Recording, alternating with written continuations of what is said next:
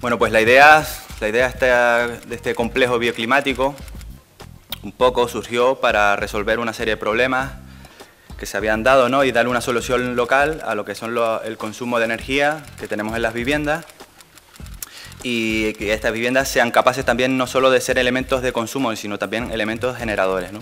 Servir también un poquito de experiencia de un laboratorio bioclimático. Abajo lo que tenemos es un laboratorio bioclimático en el que se han ensayado diversas técnicas y estrategias. Unas han salido muy bien, otras no han salido tan bien. Mostrar también un poco el uso de las energías renovables a nivel residencial, ¿no? Que vayan las personas y vean de qué manera se pueden integrar las energías renovables.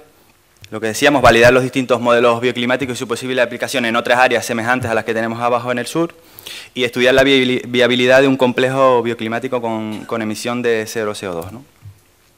Pues fue un concurso internacional que se presentó por el año 96 aproximadamente. Se presentaron unos 400 y pico proyectos en la que están representados todos los continentes a excepción de Oceanía y la Antártida.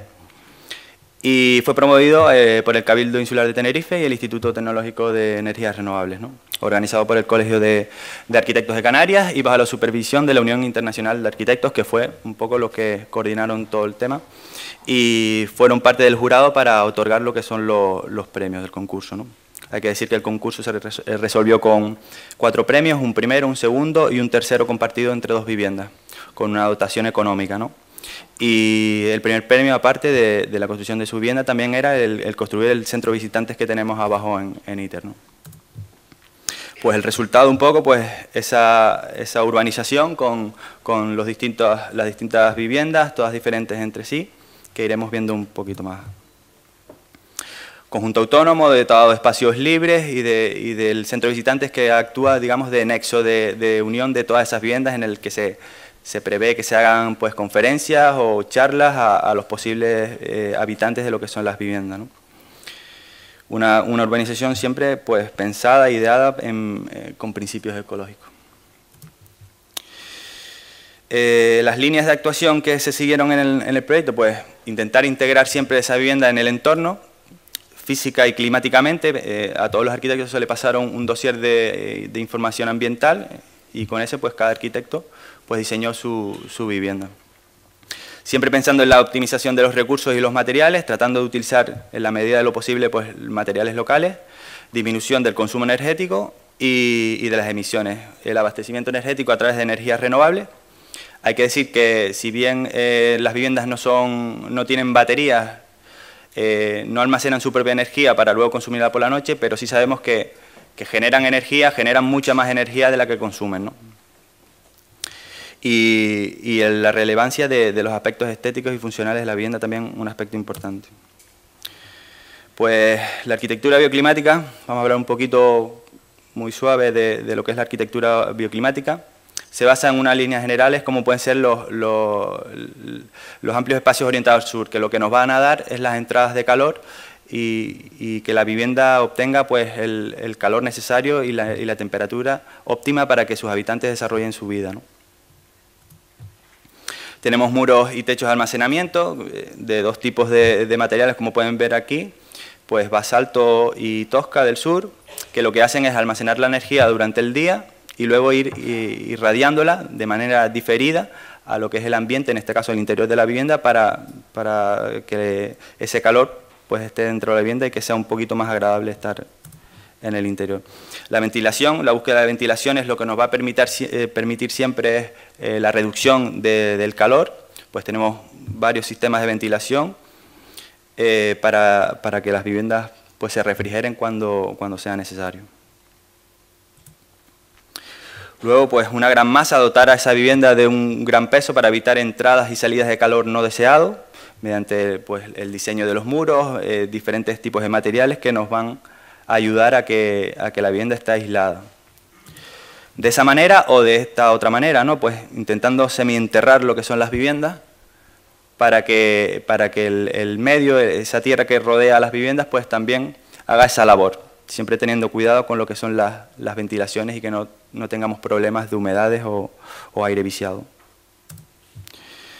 Elementos de protección importantes en nuestro entorno, en el sur de Tenerife, siempre intentar proteger la vivienda, porque cuando hace demasiado calor, este tipo de elementos nos va a permitir que la vivienda no alcance una temperatura demasiado elevada dentro del interior.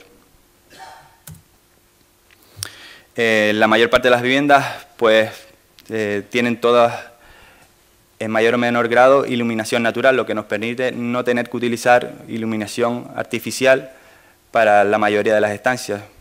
Con ello lo que tenemos es una reducción del consumo energético en cuanto a iluminación.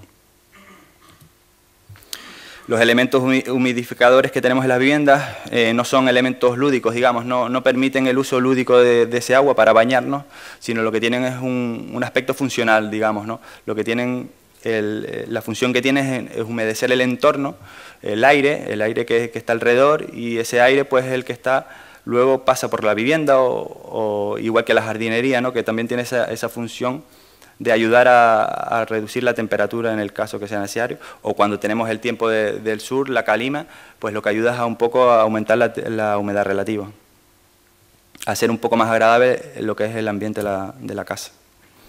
Pues tenemos también cubiertas protectoras, diferentes tipos. Aquí tenemos dos ejemplos, una cubierta jardinada y una cubierta protectora que es formada, una bóveda formada por trozos de conchas marinas blancas, que lo que hace, la función que tiene es reflejar la luz del sol, y esa concavidad que tiene pues permite un poco el paso del aire y aislar térmicamente lo que es la cubierta. Es unos ensayos que en este caso ha funcionado bastante bien, ¿no? La adaptación en el entorno, creemos que se ha sabido adaptar al entorno en mayor o menor grado. Las viviendas han quedado bastante bien adaptadas a lo que es el espacio que las rodea. Pensando siempre en lo que es el ahorro de recursos, se han instalado elementos de bajo consumo en cuanto a la iluminación, electrodomésticos también muy eficientes, y el agua, hay que decir que el agua nosotros la obtenemos de ósmosis inversa, la desalamos mediante energía eólica, luego esa agua queda a disposición de las viviendas. Y ya este año hemos terminado la depuradora para cerrar un poco el ciclo del agua, aprovechar esa agua, reciclarla y luego aprovecharla para la jardinería. También son un ejemplo válido, nosotros creemos que muy válido, para las personas y los técnicos competentes vean las diferentes maneras de integrar lo que es la energía renovable, tanto lo que es el agua caliente sanitaria, los paneles de agua caliente sanitaria o los paneles fotovoltaicos para lo que es la generación de energía eléctrica. Diferentes tipos de integración en cubierta, pérgola fotovoltaica o un muro fotovoltaico, ¿no? Y luego, pues el siguiente paso, digamos, una vez ya concluidas las viviendas, lo que hacemos ahora es evaluar esas viviendas, ver en qué grado funcionan y qué tal eficiencia presentan, ¿no? ¿Cómo lo hacemos? Pues mediante una red de sensores que tenemos desplegados en las viviendas, para así controlar lo que son los principales variables ambientales, temperatura, humedad relativa y movimientos de aire, ¿no? Pues como decía, pues esa red de sensores desplegada en cada una de las viviendas consta de entre unos 7 y 10 sensores por vivienda, de modo que nos genera un volumen de datos bastante elevado, unos 3.000 datos diarios por vivienda. Luego este sistema de sensores también cuenta con un enlace que lo que hace es enviar estos datos a lo que es un servidor central para quedar almacenados, y luego una aplicación informática que nos permita a nosotros acceder a esos datos. Luego queda un trabajo de síntesis, análisis e interpretación de esos datos para luego, como medida final, extraer las conclusiones y de manera, pues, tratar de exportar esos conocimientos que hemos adquirido nosotros en este proceso y tratar de implementarlo en lo que es la edificación convencional. Pues aquí tenemos ejemplos de sensores de temperatura y humedad situadas en las estancias principales. Normalmente en el salón tenemos sensor de temperatura, humedad y un sensor de viento, que lo que nos permite es medir y cuantificar los movimientos de aire que se generan dentro de la vivienda. Luego tenemos otro tipo de sensor de temperatura, son sensores de temperatura en pared, colocados estratégicamente en lo que es la vivienda, de manera que tengamos lecturas de paredes orientadas al oeste, paredes orientadas al este, paredes orientadas al sur y al norte, y ver de qué manera ese gradiente térmico por la mañana va atravesando lo que es la fachada. Luego aquí tenemos pues el elemento que envía esos datos, recoge esos datos y los envía a lo que es el servidor central en todas las casas, ¿no? Formado por un switch, el conversor de medios, una pasarela de conexiones para enviar todos esos datos a lo que es la aplicación. Aquí tendríamos lo que es la aplicación de cada una de las viviendas, en la que tenemos un plano de planta, la distribución de los sensores y la magnitud en tiempo real de cada uno de esos sensores, ¿no? Luego esto sería la aplicación en la que accederíamos mediante un filtrado de datos por fecha, en el que tenemos el dato en cada segundo y la magnitud de cada uno de los sensores en cada momento.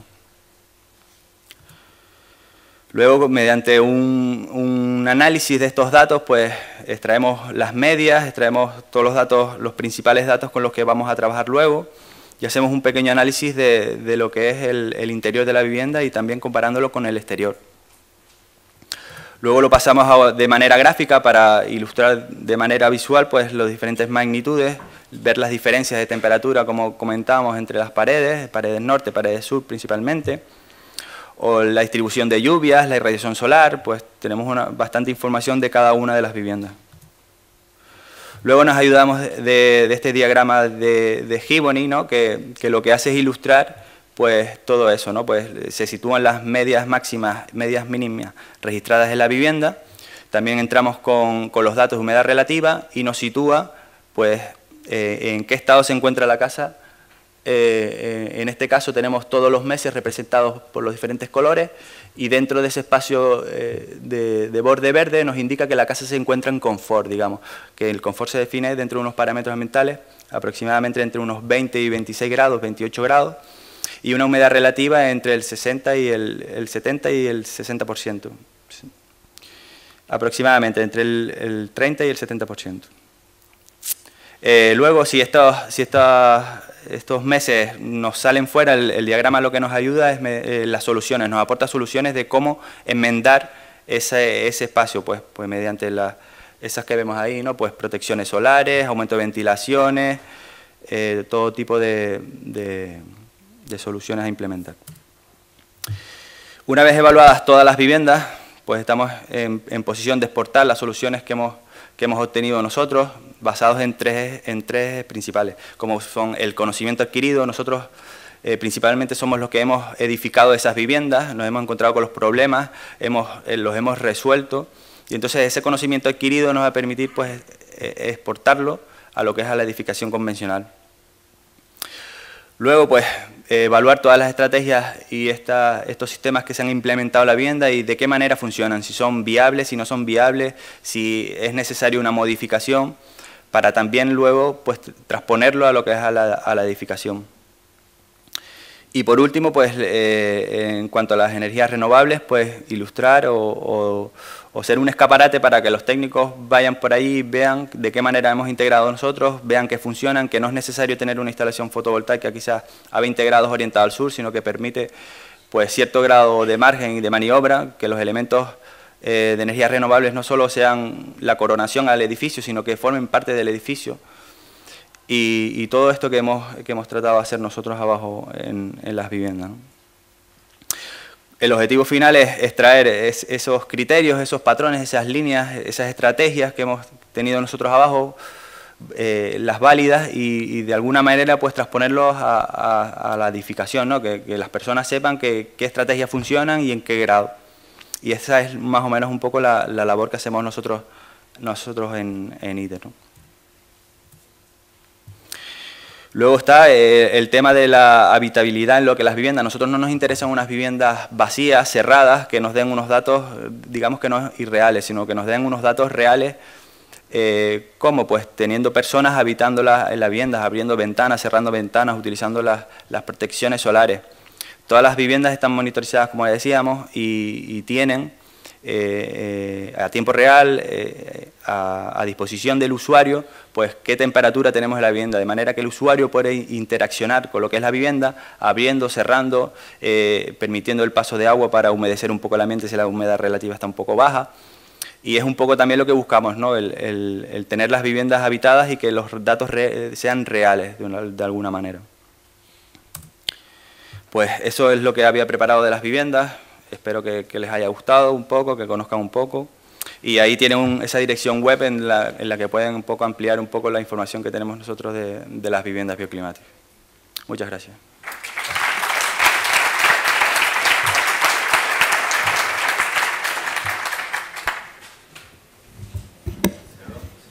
Sí, sí, sí. Sí. Después de haber analizado todas estas viviendas, ¿qué valoración han sacado en cuanto a las viviendas que son realmente eficientes o si sin problemas? Sí.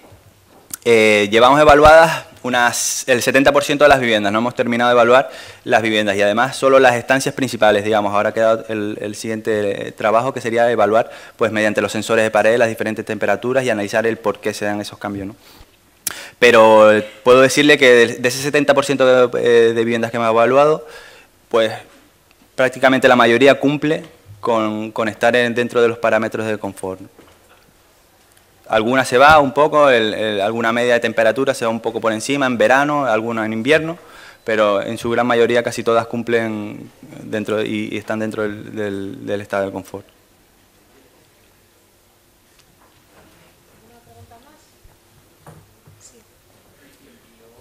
Una pregunta, o sea, el parámetro de confort y el parámetro de eficiencia no yo creo que no sé si se dio por respondido, pero yo no, y es una pregunta interesante. ¿Son eficientes o son cómodos? Bueno, nosotros buscamos los dos aspectos. Nosotros buscamos la eficiencia, por un lado, mediante la integración de energía renovable y elementos de bajo consumo, eficiencia en cuanto a la energía. Y luego, pues, en cuanto a los parámetros de confort, pues también, ¿no? Mediante esas técnicas bioclimáticas, digamos, yo creo que son dos líneas separadas, ¿no? Una cosa es la eficiencia y otra... Pero la pregunta es, ¿han determinado si son eficientes? Es decir,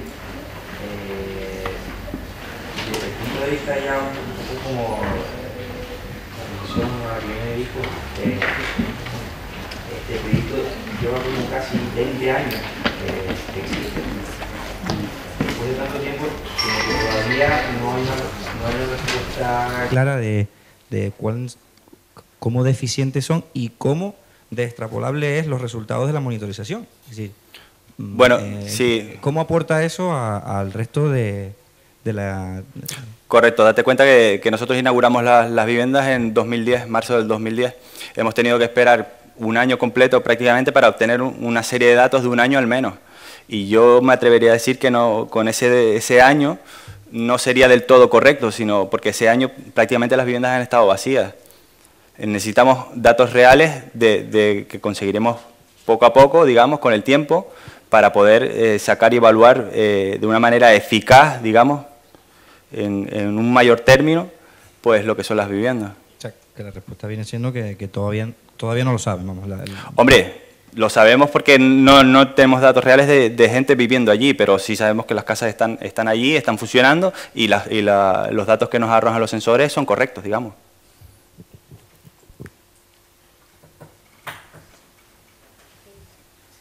Hacer un certificado de eficiencia energética, darle una letra en la clasificación, todavía no se sabría si tenemos una clasificación alta, si le podemos dar una A o una B. La verdad que no sé qué criterio se sigue para la calificación de la edificación, si es A o B o qué conjunto de parámetros se tienen en cuenta, ¿no?, para otorgar lo que es la calificación. Si nos basamos en lo que es la eficiencia energética, yo creo que cumplirían, y si nos basamos en lo que es la cuestión ambiental, pues yo creo que también gran parte de ellas cumplirían, si se refiere a eso. Bueno, yo creo que ha pasado suficiente tiempo y además estamos en un foro de la universidad. ¿Se oye? Se oye bien.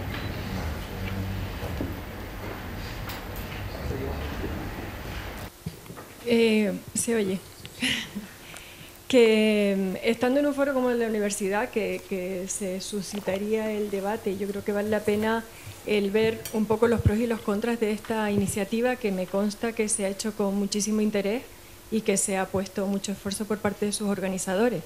Pero vale la pena sacar conclusiones y hacer una reflexión crítica de realmente qué es lo que funciona y qué es lo que no funciona. O sea, viéndolo un poco desde fuera, y en criterios de eficiencia, la eficiencia tiene muchísimos ámbitos, ¿no? Muchas escalas.